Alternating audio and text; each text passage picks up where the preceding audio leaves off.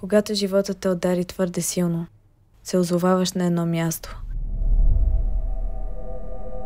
На място, където всичко струва ти се тъй високо, недостижимо. Повален от провала си, давайки се собственото си разочарование. С последни сили опитваш се да доплуваш до безнадежната суша.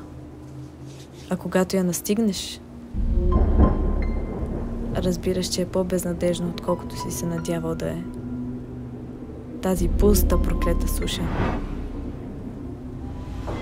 за която всеки бори се за своето място на нея.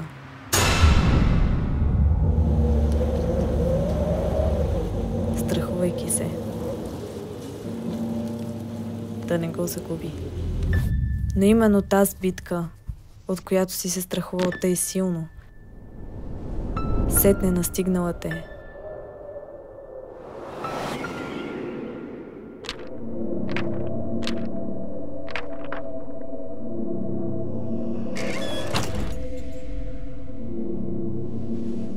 Тогава грабваш своето оръжие, затаяваш дълбоко дъх и отново започваш страшната битка, която се страхуваш да водиш. Но ти опитваш ли, опитваш. Ала бездънния провал дърпа те към дъното на твоя неуспех. Но ти се опитваш ли, опитваш. Макар и на празно.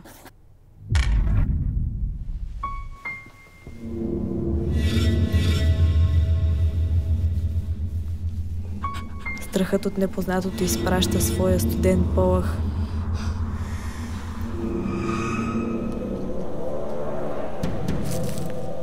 Който пронизва всяка надежда за успех в теб.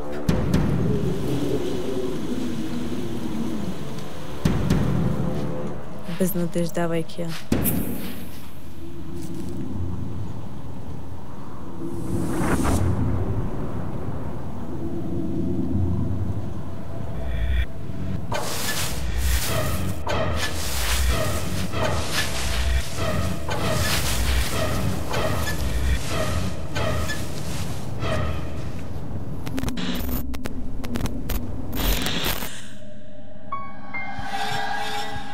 А какво случва се с теб, когато прахосаш и последната останала капка надежда?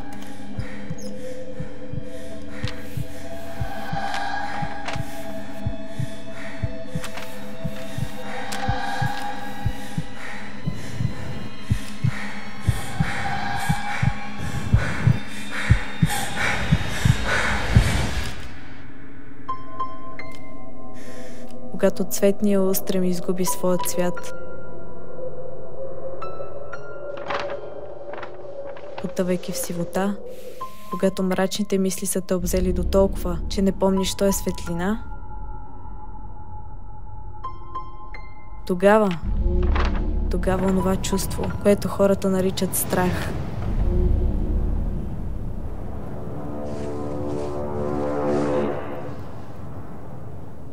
бива засенчено.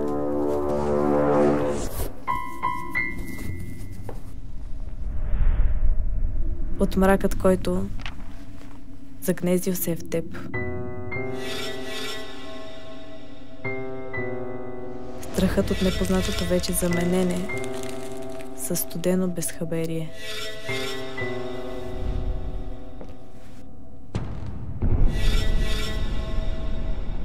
Време е да разбереш от какво толкова страхувал си се досега. Оставаш своето оръжие,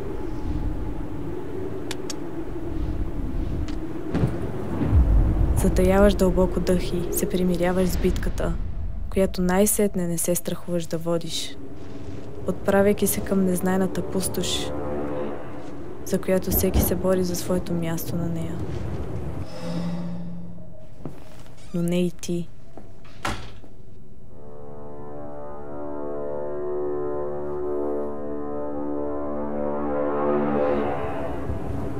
Готов да приветстваш тази пуста, проклета суша, от която винаги си се плашил да опознаеш. Затваряш очи, правиш крачка напред, но ти вече си там.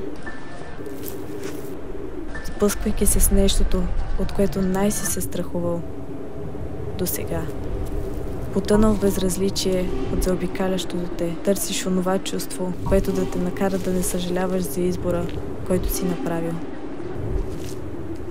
Но къде е то? Няма го. Къде е и страха, който правеше ти компания до сега?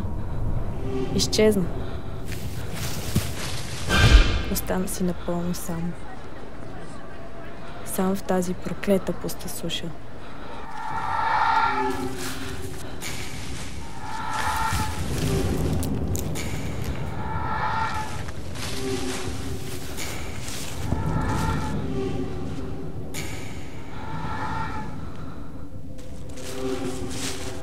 Нещото, от което се опитваше да се отървеш, се отърва от теб и сега. Сега не можеш без него. Поробен от чувството, което се плашеше да изпиташ. Но вече не си. Вече те е страх дали изобщо ще го изпиташ отново. Осъзнаваш, че освобождавайки се от него, самият ти поставил си оковите, които те плениха в този миг проклет.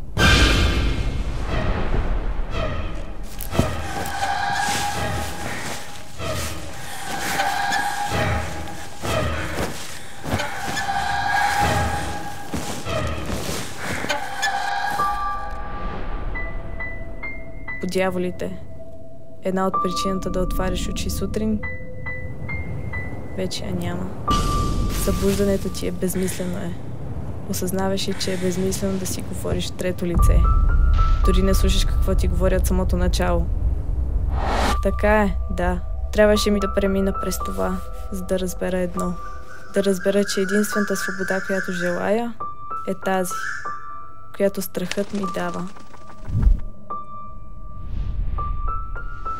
Усещам, че проклетата пустош, която се съм ненавиждала, бавно обзела е душата ми. За Бога, какво направих? Нещото, което ме караше да се чувствам жива, го погубих. Всичко бих си дал, за да си те върна. О, проклятие мое, прекрасно!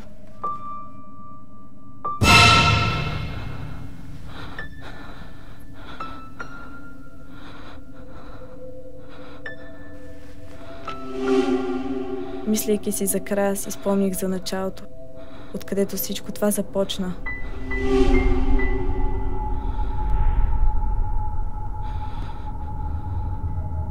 Но как да си те върна, пак при мен се чудя. Сетих се.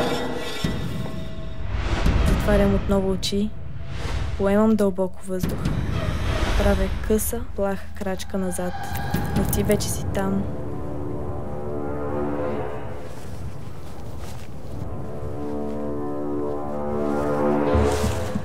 Отдалечавайки се от нещото, от което все си се страхувал. Не си знаел защо. Но вече знаеш.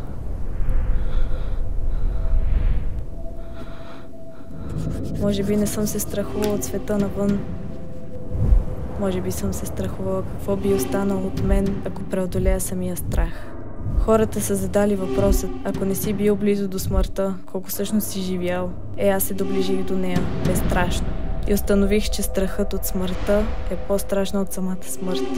Но именно това изпълни ме с живот. Вече почувствах какъв е живота без страха. Празен. Затова трябва да залича тази част от мен, която причини ми всичко това, за да мога да почувствам пак нещото, което запълва празнината.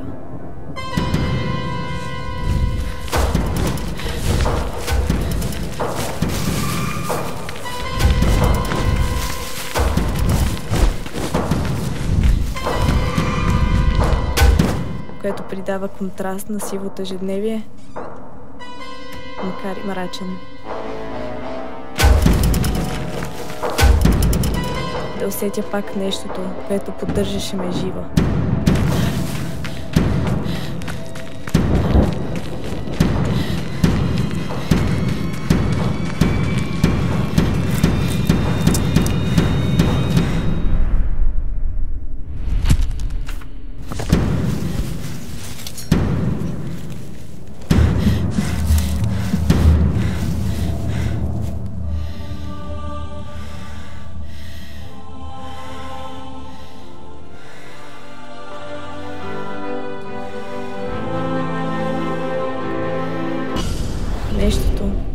бих победила, но нямам смелостта да го направя.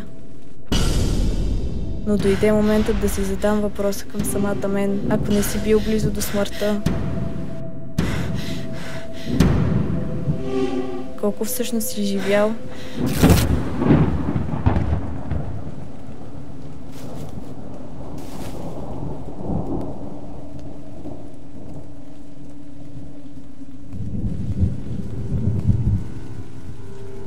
Аз възнамерявам да живея всеки ден в компанията на страховете ми.